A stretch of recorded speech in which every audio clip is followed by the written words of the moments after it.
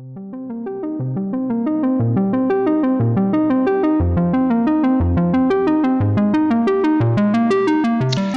we're back. We're looking at Litecoin again. Why not look at Litecoin after all? People seem to like the video, so thank you so much for having found this channel, tuned in, all the rest of it, like, subscribed, all that jazz. Thanks so much for all of that. And here we are looking at Litecoin again. I do like looking at Litecoin because of how its charting has been kind of more rigid and textbooky compared to some of the other ones of late. So that's kind of nice. And what we have here is the 236 Fibonacci retracement having been broken at the $39, and we can now take a wee bit of a breath and think, well, maybe we're turning things around here, which would be nice, you know. If not, though, look, I'm looking towards this $39 again area in terms of managing my risk. If the prices do drop back down there, then that's, and I'm not financial advisor on this financial advice, but I would think to myself, potentially, you know, we're looking at if I just extend this right up here and just extend the Fibonacci over instead, so I don't have to draw extra lines in. You can see how this turns into a sort of descending triangle type formation. So, you know, like, you could be looking at something like that. If things were to get negative again, you could see the prices come back down, retest 35, and then go up, and then everybody zoom out and say, well, this is what we were looking at during that period of time. But it does look kind of like maybe we're trying to test breaking out of this ascending triangle formation that we have just here.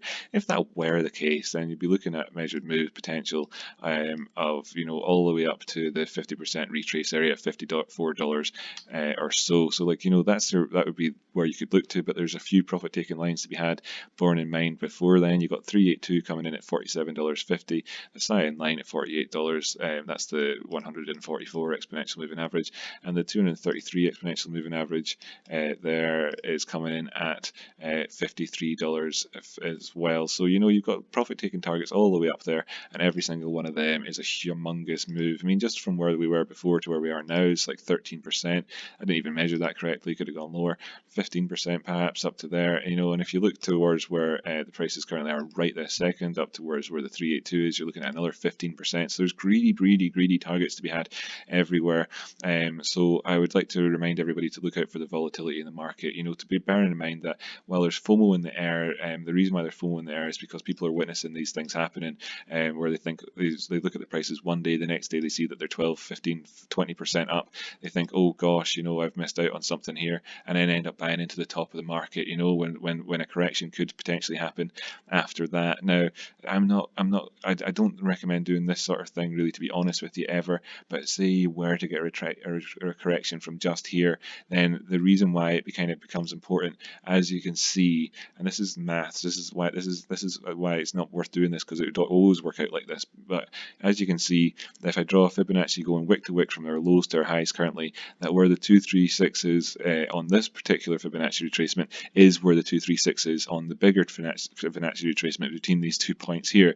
So, you know, you break one, they break the other, and you'd be looking down to these other targets. And of course, you could just come back down, retest it, but you could get various different targets to the downside off the back of that, and that would very quickly become people's reality, where they'd munch that up and they would say, oh god, and depressed and feel like they'd ruined everything. So you've got to kind of watch out in terms of the volatility just right now, looking at this doji candle that we've got on the 4 hours. So compared to, say, just earlier on to where we've been so far, that's 8.9%. You know, you're talking big moves here. So there's no need for FOMO. And risk management is definitely more important, in which case at this point here, when you're looking at managing your risk, then $38.98 is an area that makes that easier for you, because as you can see, that makes it a lot easier to do that at. And in terms of like then taking profits and whatever else, then let's just have a look and see if there's anything looking to the left that comes in and around this area where we saw the prices go as high as, and then well, actually you can see just with the current sell price here that there's tons of potential areas for support and resistance in here from the historical prices. So we can't see that on the 4-hour chart because it's way too far away. Go back to the 24-hour chart and zoom over to the right and say, well, you know, like gosh.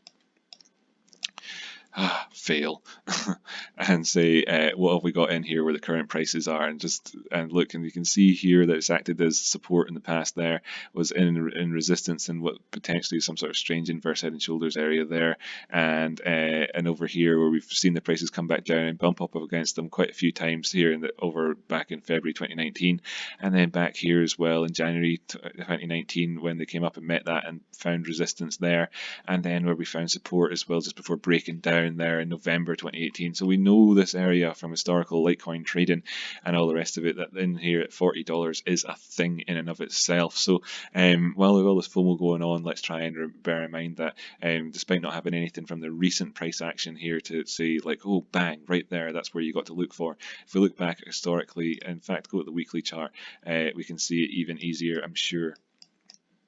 So yeah, take the current price and you look to the left and you can see just right here, you know, like all of that, this chunk down in the prices, and then and then the way they accelerate up from there. That when you look at the type of moves that are available in around here, let's not get carried away and start thinking that we've broken out and done it yet. It's not happened yet. So really, that's all I really need to say for today, to be honest with you. Could you see anything that's positive jumping out here on the oscillators or anything on the 24-hour time frame that needs to be mentioned? No, you can't. Can you say that there's anything then on the lower ones which needs to be mentioned? 12 hours, look, it's not happened yet on them. It's not turned around yet here. We're up here, and sure, the stochastics has done well and everything else, but it's not actually, you know, we would expect probably from it to turn around and around that area. You can see we've been rejected from the neutral zone just here as it happens on the 12-hour. So then let's go down to the 4-hour and see if things are a bit more positive, and they are. I mean, you would expect so. Up here we've got into the bullish control zone. That's good. Let's see if we can maintain it within that area. And as you can see, the trend turned around some time ago and is sort of expanding up towards the upside, and that's all kind of good. But that's what you'd expect on this 4 hours, which down here in the 4 hours looks like an upwards trend, and it is an upwards trend and all the rest of it. But over here in the 24-hour chart is just a consolidation phase with a potential breakout that's taken us as high as the 236, gone up there, and may well come down and retest it again for all we know.